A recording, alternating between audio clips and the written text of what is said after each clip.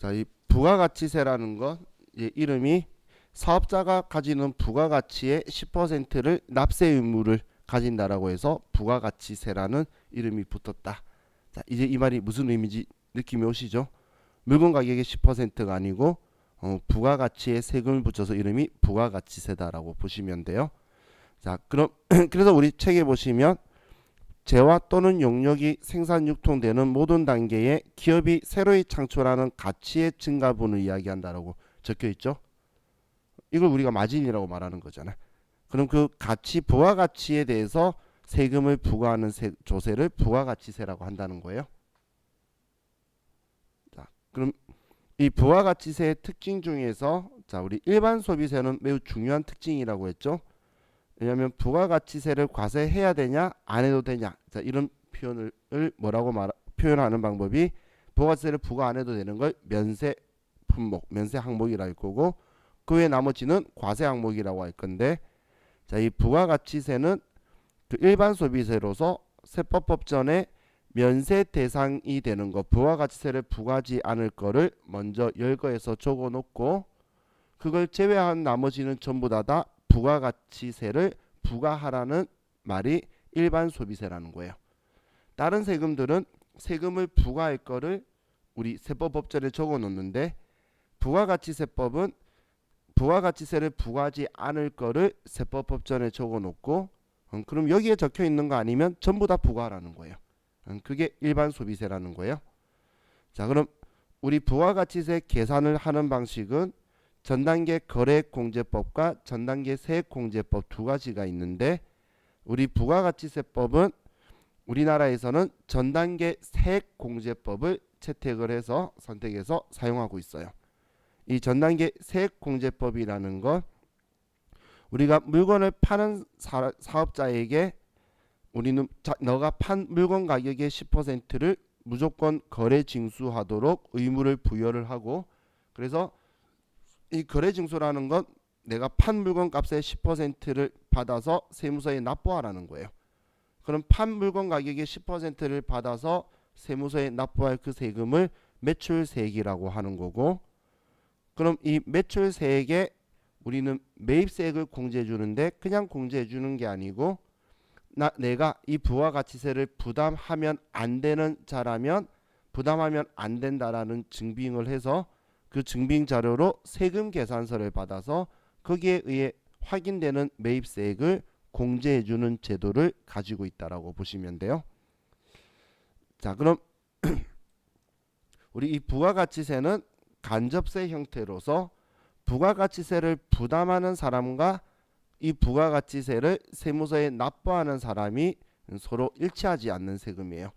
그래서 최종 소비자가 세금을 부가가치세를 부담할 건데, 그 최종 소비자가 세무서에 내는 게 아니고 그 최종 소비자가 사업자들한테, 납세 의무자들한테 그 돈을 주고 납세 의무자가 세무서에 납부하는 방식으로 담세자와 납세자가 일치하지 않는 방식이 간접세 방식이고, 자, 네 번째 소비형 부가가치세라는 건 우리는 거래 단계에 있는 사업자들이 부담을 하는 게 아니라 거래 단계에 있는 사업자가 매출액에서 매입하는 데 들어간 모든 걸 뺀 부가가치를 창출하고, 그 부가가치 창출된 거를 최종 소비되는 사람이 그걸 부담을 하게 될 거예요.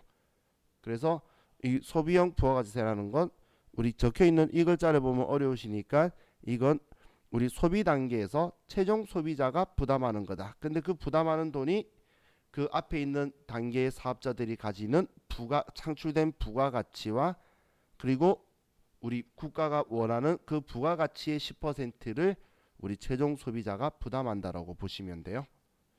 자, 그리고 소비지급 과세 원칙은 저와 같이 이야기 안 했죠? 하고 있어요.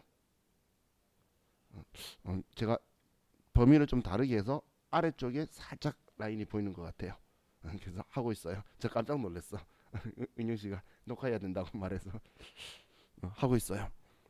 자, 그럼 다음에 좀 우리가 보이도록 해야지 여러분들이 체크를 잘 하실 수 있겠다. 아래 빨간 라인 한 줄은 잘 안 보이죠? 지금 여기 아래쪽에 있는데 너무 타이트하게 제가 라인 잡았나 봐요. 그럼 자, 소비주 과세 원칙은 다음에 자와 같이 보면 되고, 자 이제 납세 의무자를 볼게요. 납세 의무자는 세무서에 세금을 부가가치세를 이제 가져다 줘야 되는 의무자들이에요.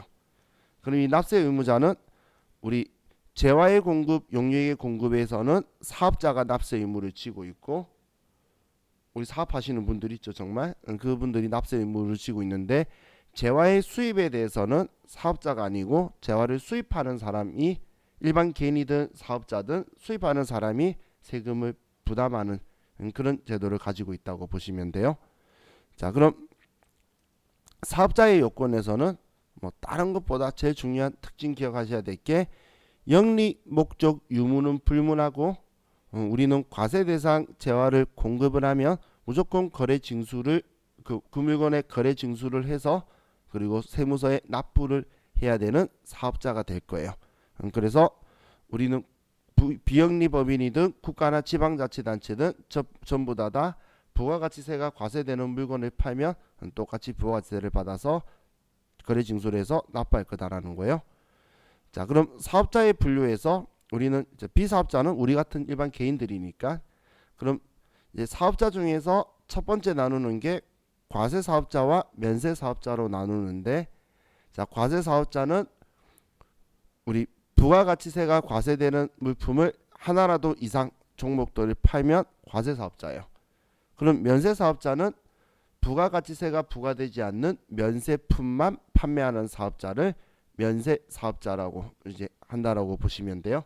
그럼 부가가치세 매출세액이 없는 물건만 파니까 당연히 부가가치세를 세무서에 낼 일이 없겠죠. 그래서 납세 의무가 없다라는 거고, 그럼 이 가세 사업자에서는 전부 다 부가가치세의 납세 의무는 가지고 있는데, 이 부가가치세 제도에 대한 모든 의무를 다하기 위해서는 조금 그 비조세 비용들이 들어간다는 거예요. 비조세 비용이라는 건 세금이 아닌데 그 내기 위해서 준비하는 돈 같은 것들 있죠. 그런 것들이 들어가게 되는데, 그럼 어이구, 죄송해요, 잠시만요.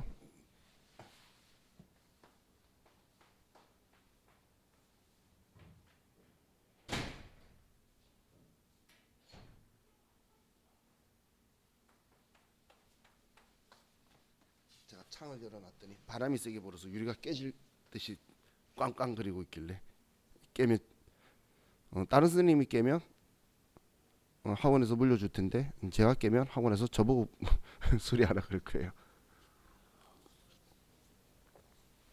그래서 문 닫고 왔어요. 죄송해요. 자, 이 간이과세자는 부가가치세법상의 의무를 다하기 힘든 사업자예요. 자, 그렇기 때문에 그분들에게 부가가치세의 의무를 간소화시켜주기 위해서 하는 건데, 자, 다시 말씀드리지만 간이과세자도 과세사업자예요. 과세사업자. 왜냐면 과세품 팔 거고는 과자, 우리 구멍가게가 담배, 그것도 다 과세품들이에요. 일정한 한두 가지 종류 빼고 대한민국에.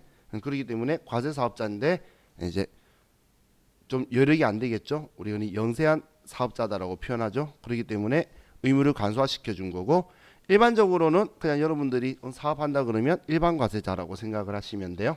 자, 그럼 우리는 일반 과세자 기준으로 계속 수업할 거고, 몇 가지 예외사항 있는 간이 과세자의 특징이 있으면 간간히 제가 이야기해 드릴 거예요. 이렇게 보시면 돼요. 자, 그럼 이 일반 과세자, 간이 과세자 기준은 지금 현재 직전 연도 연 매출액이 4,800만 원을 기준으로 구분을 하고 있어요. 자, 다음 페이지에 과세기간. 자, 이 과세기간이라는 건 우리가 언제부터 언제까지의 과세 거래가 발생을 하면 그걸 언제까지 신고해야 되는 기준점을 잡는 건데, 자, 우리는 부가가치세 과세기간은 무조건 6개월이다라는 걸 기억하시라고 했어요. 그럼 6개월이면 1기는 1월 1일부터 6월 30일이고 2기는 7월 1일부터 12월 31일. 그럼 자, 1기, 2기로 나누고 있고 6월 30일, 12월 31일을 과세기간 종료일이다라고 한다라고 했고, 1월 1일, 7월 1일을 우리는 과세기간 개시일이라고 표현한다라고 했죠. 그럼 우리는 과세기간 종료일로부터 다음 달 25일까지 부가가치세를 신고하고 납부하고 환급을 받는데, 자, 우리는 임시적인 기간을 가지고 이 부가가치세를 빨리 징수하기 위해서 임시적인 기간으로 우리는 예정신고 기간을 가지고 있다라고 했어요. 그럼 이 예정신고 기간은 우리는 1월 1일부터 3월 31일까지 그리고 7월 1일부터 9월 30일까지라서 3월 31일, 9월 30일을 예정신고 기간 종료일이라고 했고, 그럼 이 예정신고 기간 종료일로부터 다음 달 25일까지 우리는 부가가치세를 신고하고 납부는 하는데 환급은 안 해준다라고 했어요. 그죠? 자, 그럼 우리는 기간적 의미를 가지고 표현을 할 때, 자, 이 기간 때문에 1월 1일부터 3월 1일, 31일까지는 일기 예정 기간이라고 하고, 4월 1일부터 6월 30일까지는 일기 확정 기간이라고 할 거고, 또 7월 1일부터 9월 30일까지는 2기 예정, 10월 1일부터 12월 31일까지는 2기 확정 기간으로 기간을 할 거예요. 그럼 우리 이 예정 신고 기간은 임시적인 기간이기 때문에 환급도 안 해주고, 그럼 확정 신고 기간인 과세 기간이 끝나서 부가세 신고를 할 때는 우리는 4월 1일부터 6월 30일 거까지를 가지고 우리 신고를 하는 게 아니라 1월 1일부터 6월 30일 거까지를 전부 다 신고를 하는데, 예정 신고 때 신고했던 부분을 빼고 신고할 거예요. 그래서 과세 기간은 6개월이고 항상 그런 식으로 계산할 거라는 걸 머릿속에 가지고 계세요. 나중에 우리 부가가치세 부속서류까지 다 들어갔을 때에 확정신고는 무조건 6개월치 하고 예정때 했던 거 빼는데 확정가만 계산하시면 다 틀려요. 그렇기 때문에 부가가치세 기본 구조도 모른다는 개념이 되겠죠. 그래서 시험에서 질문을 할 거니까 우리 과세 기간은 6개월이라는 거 정확하게 인지하고 계셔야 돼요. 자, 그럼 자, 우리는 과세 기간이 6개월이기 때문에 자, 예외 사항이 개업하거나 폐업하는 건데, 개업을 하면 사업을 개시한 날로부터 과세 기간 종료일까지 6월 30일이나 12월 31일까지가 첫 번째 과세 기간인 거예요. 예정 신고 기간은 그냥 세금 신고하면서 내라는 것밖에 안 되는 거예요. 예정 신고 기간은 뭐 다른 거에 대한 큰 의미는 없어요. 나중에 돈 돌려주는 건 예정 신고도 안 해줄 거예요. 내야 되는 것만 전부 다 신고하라고 할 거기 때문에 그렇게 보시면 돼요. 그럼 우리 폐업을 하는 경우에는 과세기간 개시일인 1월 1일부터 우리 폐업하는 날 혹은 7월 1일부터 폐업하는 날까지가 우리는 폐업하는 경우에 마지막 과세기간이다라고 보시면 돼요. 자, 그럼 우리 과세기간은 지금 제가 이야기한 건 우리 시험용 그리고 일반 법인에 대한 과세자들의 이야기인데, 개인 사업자나 직전도 총 매출액 1억 5천만 원 이하인 법인 사업자는 그 사업자들은 우리 예정 신고의 의무가 없다라고 했죠. 그 사업자들은 예정 고지 납부만 하면 된다라고 했고, 간이과세자는 과세기간은 1월 1일부터 12월 31일까지 하는데 6월 30일 기준으로 해서 예정 부과 납부를 할 거라고 했어요.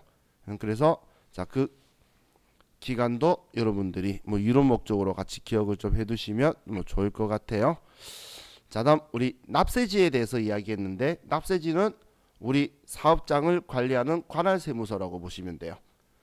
그럼 이 사업장을 관리하는 관할세무서는 사업장을 기준으로 우리가 그 사업장이 있는 지역의 관할세무서가 납세지가 될 건데, 자, 그럼 우리 광업의 경우에는 광업사무소, 제조업은 최종제품 완성하는 장소, 건설업, 운수업, 부동산 매매업은 움직이는 거죠. 이런 경우에는 법인은 등기부상의 소재지, 개인은 업무를 총괄하는 장소, 무인자판기도 업무를 총괄하는 장소.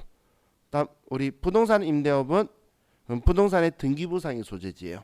그럼 이걸 일일이 이렇게 외울 게 아니고 제가 과세관청에서 관리하기 편한 곳을 위치로 해서 잡는 게 맞다라고 했죠. 사업장은 과세관청이 부가가치세 납세 의무를 제대로 하고 있는지를 확인할 수 있고 관리하기 편한 곳에 우리는 사업장으로 봐서 거기 관한 세무서장이 볼 거라는 거예요. 그래서 우리 부동산 매매업은 우리는 전국 각지에 있는 곳에 사업을 하기 때문에 법인 같은 경우는 법인의 등기부상의 소재지를 하는데, 부동산 임대업은 사업자가 변하고 부동산이 그대로 있으니까 부동산의 등기부상의 소재지가 관할 사업장이 되고 그에 관한 세무서가 벌꿀하는 거예요. 자, 그리고 직매장, 하치장, 임시사업장이 있는데 직매장은 우리는 사업장이 맞고 그리고 우리 사업자 등록도 해야 된다라고 했죠. 그런데 임시사업장은 사업장은 맞는데 별도의 개별 사업장이 아니기 때문에 사업자 등록을 할 필요가 없고 하치장은 하치장 개설 신고를 하면 우리는 사업장으로 보지 않기 때문에 사업자 등록을 할 필요가 없다라고 했어요. 그럼 지금 이야기하는 건 우리는 사업장을 단위로 기준으로 해서 우리는 지금 납세지를 정하고 있는데 자, 우리 특례가 있었죠. 자, 우리는 원칙적으로는 사업장 단위로 해서 과세하는 게 원칙인데 우린 특례를 가지고 어제 제가 다음 페이지 뒤쪽 가지고 설명을 했죠. 92페이지. 자, 우리는 주사업장 총괄납부 제도와 사업자 단위 과세 제도가 있는데 주사업장 총괄납부 제도는 우리는 여기에 적혀 있는 글자 그대로 주사업장에서 총괄해서 납부만 하는 제도예요. 그렇기 때문에 부가가치세 신고는 우리는 각각 사업장별로 각각 신고를 하는 건데 이 부가가치세를 납부하는 것만 주사업장에서 일괄해서 납부를 하고 그럼 이 주사업장을 선택을 할 때는 법인은 본점이나 지점 중에 선택이 가능하지만 개인은 주사무소만 가능하다라고 했죠. 자, 그런데 사업자 단위 과세제도는 그게 아니고 1사업자로 전부 다를 봐서 그래서 사업자 등록번호를 전부 다 일치시키는 제도라 그랬어요. 그래서 사업장별로 종사업장 번호를 주기 때문에 여러분들이 실무에서 세금계산서 발행할 때도 사업자 단위 과세 제도를 쓰면 종사업장 번호를 구분을 잘 하셔야 된다라고 했죠. 그럼 사업자 단위 과세 제도는 사업자 등록번호를 전부 다 일치시켜 버리기 때문에 우리는 부가가치세 신고와 납부는 전부 다 일괄적으로 주사업장에서 처리를 하고 그럼 이 사업자 단위 과세 제도는 그 주사업장을 법인은 본점에서만 되고 개인은 주된 사무소가 주사무소라 그랬죠. 그럼 주사무소에서만 돼요. 그래서 주사업장 총괄납부 제도와 사업자 단위 과세 제도가 우리 차이점이 부가가치세 신고를 사업장별로 하느냐 아니면 주사업장에서 일괄 처리하느냐 신고에 대한 부분 납부는 둘 다 주사업장에서 할 거고 그리고 주사업장이 지점이 주사업장 총괄납부 제도는 선택이 되는데 법인에서 개인 사업자는 지점이 선택이 안 된다라는 거예요. 그리고 개인의 우리 그 지점을 분사무소라고 했죠. 그럼 이 분사무소는 아예 해당 사항이 아니다. 이걸 거꾸로 표현하면 개인 사업자도 이 두 제도를 적용받을 수 있다라는 거예요. 개인 사업자도. 그러니까 주사무소가 있겠지 개인에 대해서 그죠? 그렇게 같이 생각을 하세요. 그럼 신규로 사업하는 자는 그냥 주사업장 총괄납부 제도로 하겠다라고 체크만 하면 되는데 그런데 기존에 사업하고 있던 사람이 적용을 받으려고 하면 둘 다 사업 개시일 되기 20일 전에 우리가 신청을 해야 되는데 신청이지만 우리는 승인을 특할 필요가 없는 제도라고 했어요. 그 이유에 대해서는 어제 제가 설명을 드렸었죠.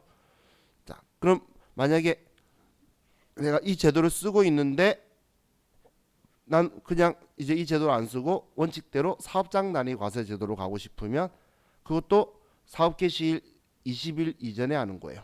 그럼 이 사업자 등록 상태하고 관련이 있는 거죠. 그렇기 때문에 사업자 등록과 관련이 있는 건 20일 라임이라고 생각하고 그래서 93페이지에 사업자 등록에서도 사업자 등록 신청은 사업 개시일로부터 20일 이내에 관할 사업장 관할 세무서장에게 사업자 등록을 신청해야 된다라고 했어요. 그래서 이거 기억하자라고 했죠.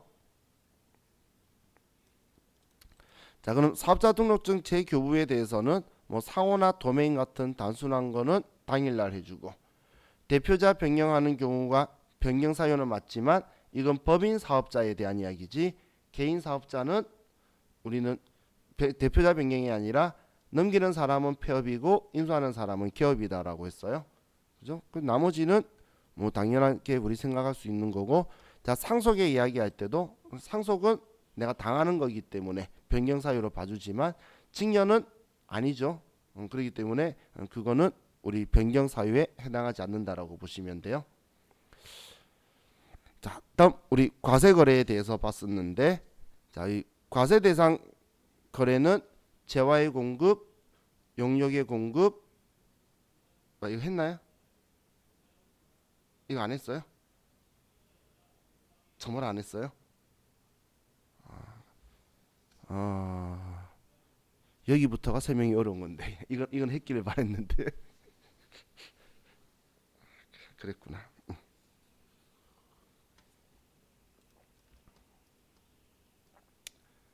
잠시만요.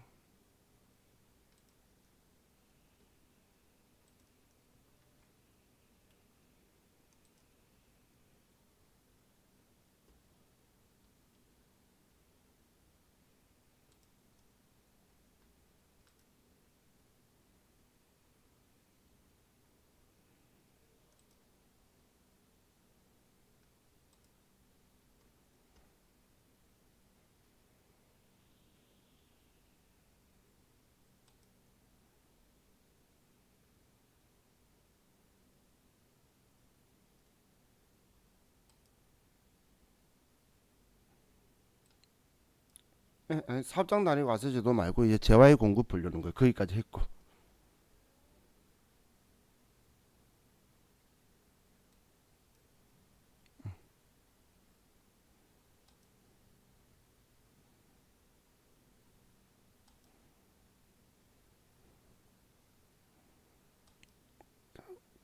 잠시만요.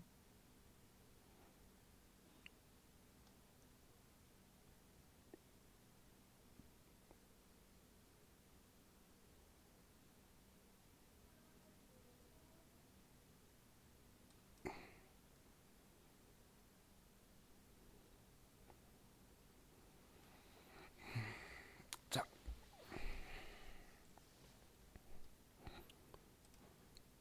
우리 이제 과세 대상 거래부터 봅시다.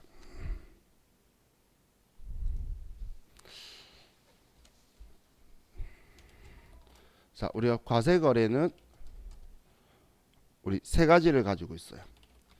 세법법전이 명시된 거는 자, 재화의 공급과 용역의 공급과 재화의 수입, 이렇게 세 가지를 가지고 있다고 보시면 돼요.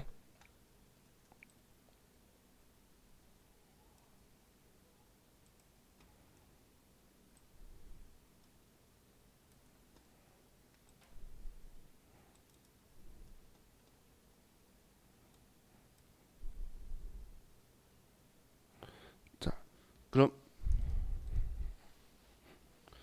먼저 보려고 하는 게 재화의 공급인데, 자, 이 재화라는 건 재산적 가치가 있는 유체물, 무체물을 우리 재화라고 하는 거예요. 재화는. 자, 그럼 이 우리 교재 보면 재산적 가치가 있는 유체물, 무체물이라는 건 뭐 유체물이야 형체가 있는 거고, 무체물이 형체 없는데 우리 전기, 가스 이런 것들은 우리 그 형체가 없죠. 하지만 우리가 재산적 가치를 느끼고 돈 주고 사서 쓰잖아.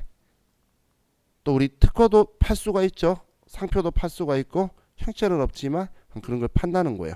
그런 재산적 가치가 있는 걸 우린 다 재화라고 표현을 해요. 이건 시대적 흐름에 따라 좀 바뀐 게, 제가 어릴 때 대학교 다닐 때, 제가 90년대에 대학교를 다녔는데 그때 이렇게 적혀 있었어요. 재화란 공기와 강물을 제외한 재산적 가치가 있는 모든 것을 말한다고. 그런데 그 말이 바뀌었어요. 왜냐하면 요즘 공기도 팔죠. 공기 파는 공기 안 마셔봤어요? 우리도 하도 신기해가지고 친구랑 같이 친구가 어떻게 구해와가지고 후지산 공기하고 알래스카 공기를 마셔봤어요. 난 강원도 공기가 더 좋은 것 같았어. 별 느낌은 없어요. 근데 그런 것도 비싸게 주고 팔다 보니까 이제 글자를 바꾼 거예요. 그냥 재산적 가치가 있는 유체물, 무체물이라고. 그럼 자, 이걸 우리 공급이라고 하는 건 팔았다라는 말을 공급이라고 하는데 자, 그럼 우리 일반적인 재화의 공급이라고 적혀 있는 곳에 아래다 이렇게 적어두세요. 얘는 실질적 공급이라고 하는 거예요. 이거 실질적 공급.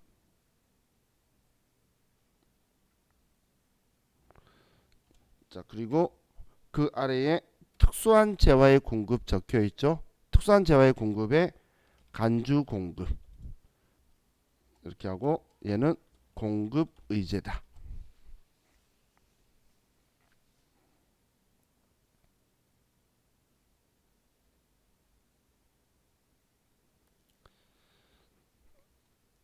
자, 그럼 우리 실질적 공급이라는 걸 먼저 보면 실질적 공급은 물건 파는 게 눈에 보이는 걸 이야기하는 거예요. 그래서 여기는 일반적이라고 적혀 있는데 자, 첫 번째가 매매거래. 매매거래라는 건 사고 파는 거. 세법은 돈 받았다 안 받았다 관심 없어요. 그냥 물건 파는 게 넘겼으면 너희들이 팔았다면 둘 중 한쪽이라도 팔았다 샀다면 그럼 부가가치세 받아 주면 나는 오케이야 라고 하는 게 부가세법이에요. 그래서 우리 현금 판매든 외상이든 할부는 장기 할부 판매든 아무런 끓이기 없이 전부 다 매매가 사다 팔다 이 두 개 적어 놓은 거죠. 그럼 이제 가공거래라고 있는데 가공거래는 재화의 공급으로 보는 게 있고 용역의 공급으로 보는 게 있어요. 그럼 재화의 공급으로 보는 건 이거예요. 자기가 주요 자재의 전부나 일부를 부담하는 거. 전혀 부담 안 하면 용역의 공급으로 보는 가공계약이고 자기가 주요 자재나 전부나 일부를 부담을 해야지만 재화의 공급으로 보는 가공거래가 되는 거예요. 자, 그럼 이 가공이라는 건 자, 여러분들이 이렇게 기준 생각하시면 돼요.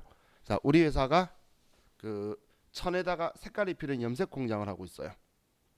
그럼 염색을 입히는 행동은 기술이죠.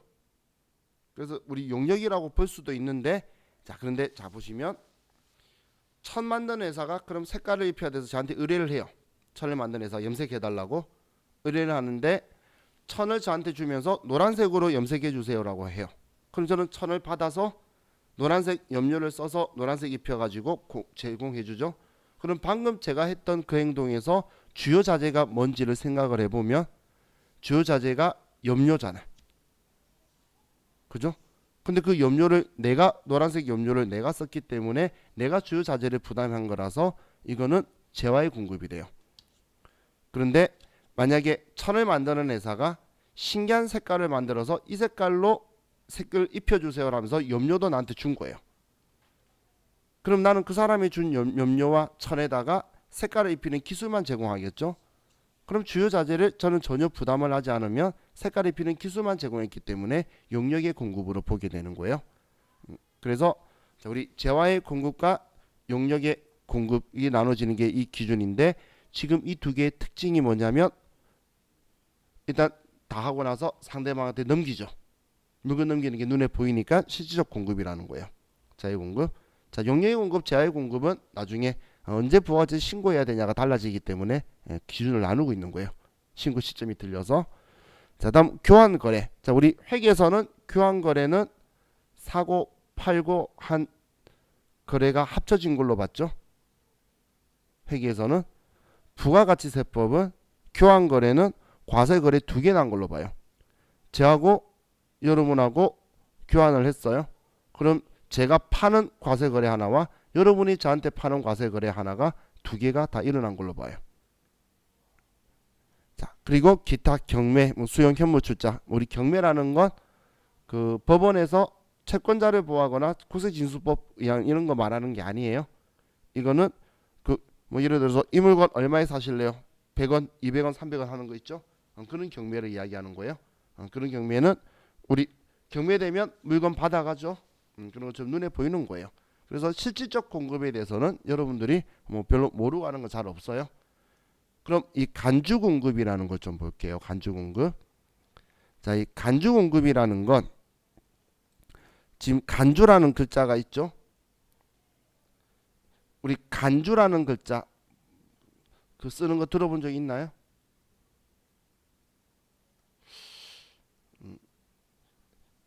이럴 때 잘 쓰죠. 제가 예를 들어 여러분한테 내일 오늘 수업한 거 전부 다 복습하고 오세요 라고 했는데 다음날 수업 시작하려고 하는데 여러분한테 어제 복습하고 오셨죠? 그랬더니 아니요 라고 했을 때 제가 시끄러워요. 복습한 걸로 간주하고 할 거예요. 그게 간주잖아. 그죠?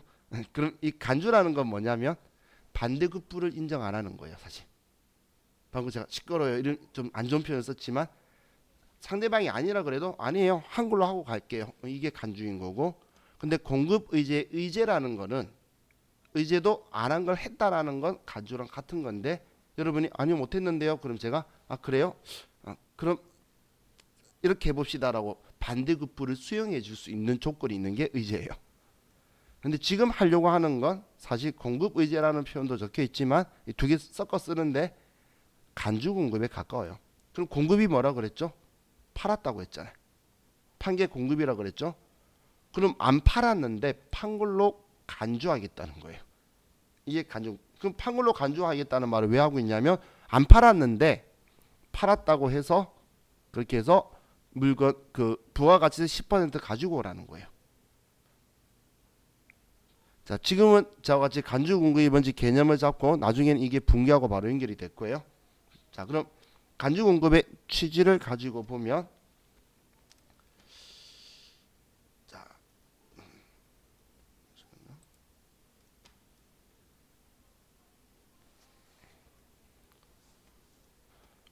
우리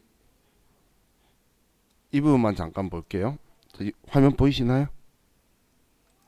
보이시죠? 이게 어제 저녁반 수업하던 거였는데 자, 제가 이거 본 이유가 자 이게 우리 회사예요. 지금 이게 자 그럼 우리 회사가 또 다른 과세 사업자한테 재화의 공급을 받고 그리고 매입 가격을 주는데 그럼 매입 가격을 줬는데 상대방이 과세 사업자라면 나한테 부가가치세 60원을 무조건 받겠죠. 그럼 내가 일기에 이렇게 물건을 샀는데 물건을 못 판 거예요.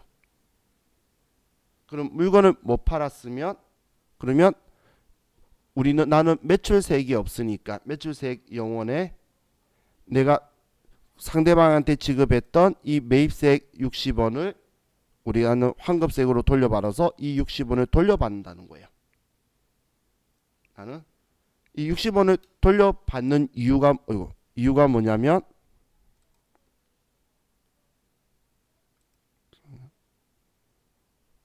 내가 언젠가는 누구나한테 이 물건을 팔면서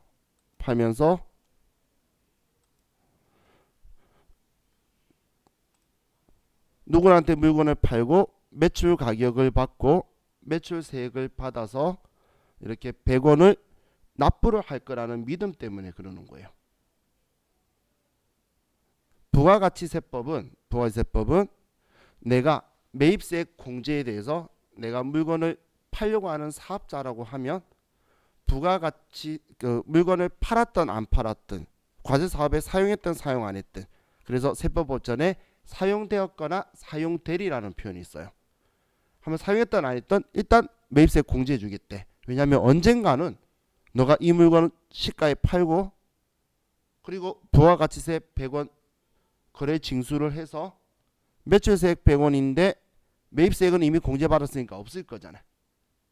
그럼 언젠가는 이 100원을 납부할 거라는 믿음 때문에 이렇게 매입세액을 안 팔아도 공제해 주는 거예요. 그럼 부가가치세법은 이런 거예요. 너가 이걸 쓰거나 다른 짓 하는 게 아니고 매출세액을 창출하는 일을 할 때에 사용할 거니까 매입세액 공제해 준다는 거지. 그게 아니면 최종 소비자인 우리랑 차이가 없는 비사업자이기 때문에 너가 부담해야 된다는 개념인 거예요. 그럼 이렇게 생각하고 있는데 만약에 지금 우리 회사가 매출세액을 창출되는 일을 안 해서 부가세를 이렇게 납부를 안 해버린다면 100원을 안 가져다 주면 부가가치세법은 얼마나 서운할까요? 매우 서운하겠죠. 왜냐하면 내가 나 이 물건 팔 거예요 라는 의사 팔아서 매출세액 창출하는 일을 할 거예요. 혹은 팔 물건 만들 때 쓸 거예요. 그런 의사 표현으로 이 60원을 돌려받았는데 그런데 지금 이 매출세액을 창출하는 일을 안 하고 이 물건을 딴 데 써버리거나 아니면 버려버리거나 딴짓거리 한 거예요. 그럼 부가가치세법이 엄청 서운하겠죠. 그렇기 때문에 부가가치세법은 너가 이렇게 매입세 환급을 받으면서 매출세액을 창출하는 일을 하려고 했었는데 그런데 매출세액 창출하는 일을 안 한다면 너는 이걸 시가로 팔아버렸다라고 하겠다라는 게 간주공급이에요. 그럼 시가로 팔아버렸다고 하겠다라는 건 뭐냐면 넌 과세사업자니까 이 매출 가격의 10%를 무조건 가지고 오라는 거예요. 얘한테 무조건 너 팔았다 안 팔았든 상관없어. 100원 가지고 오라는 게 간주공급이에요. 그럼 제가 왜 공급의제보다 간주공급이다라는 표현이 맞다라고 말했냐면 저 안 팔았는데요 라고 얘가 말하면 부가세법은 시끄러 너 판 거니까 100원 가지고 와라고 할 거예요. 너가 이 짓 할게 만약에 팔 게 아니었으면 처음부터 그냥 660원에 샀쓰고 너가 매입세 공제 받으면 안 됐다는 거야. 그런데 너가 나 660원 줘놓고 나 이거 매출세액 창출하는 일에 쓸 거니까 60원 돌려주세요라고 해놓고선 딴짓거리 한 거예요.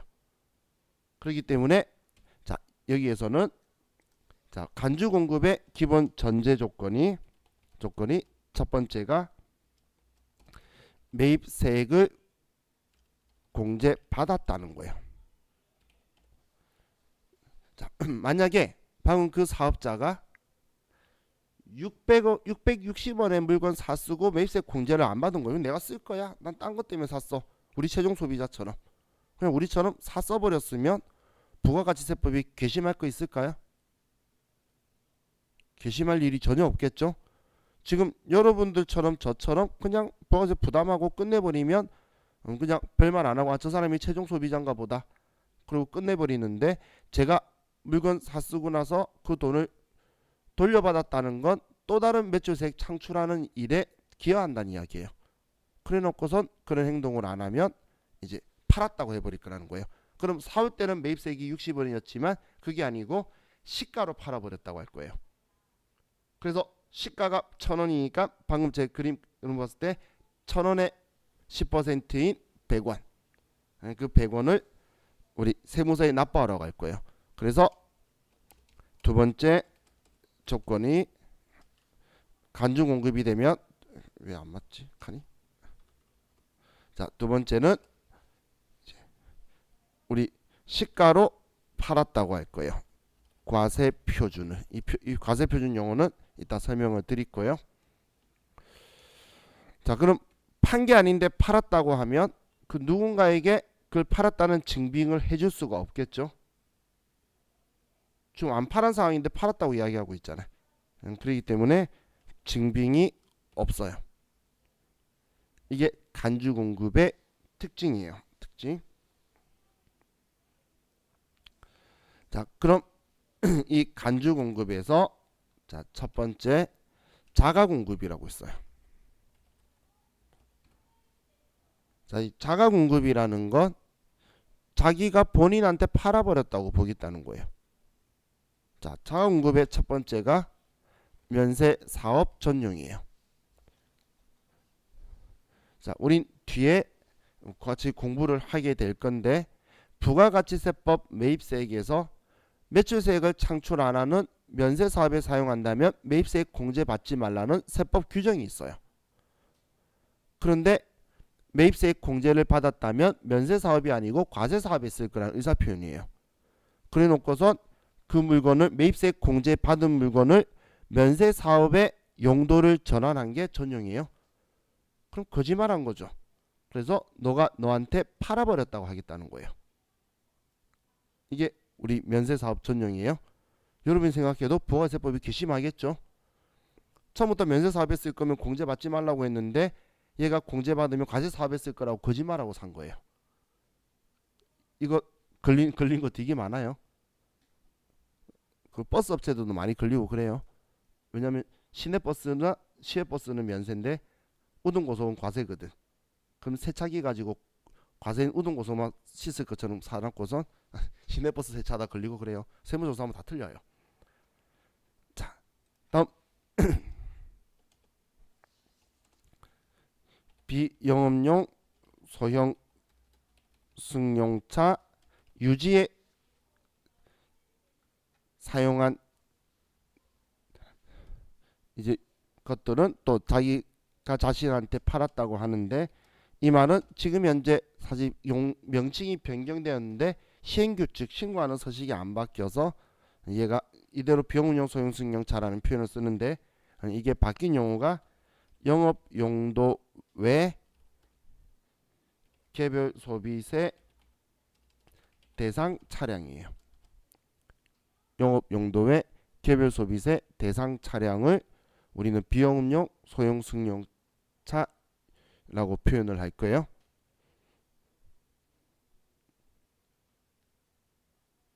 자, 지금 이거 설명하려면 시간이 좀 걸리기 때문에 우리 지금 19분이에요. 그래서 좀 쉬었다가 제가 이 비용음용 소형 승용차가 어떤 건지 설명드리고 왜 공제 안 해주는지까지 설명드릴게요. 자, 쉬었다 합시다.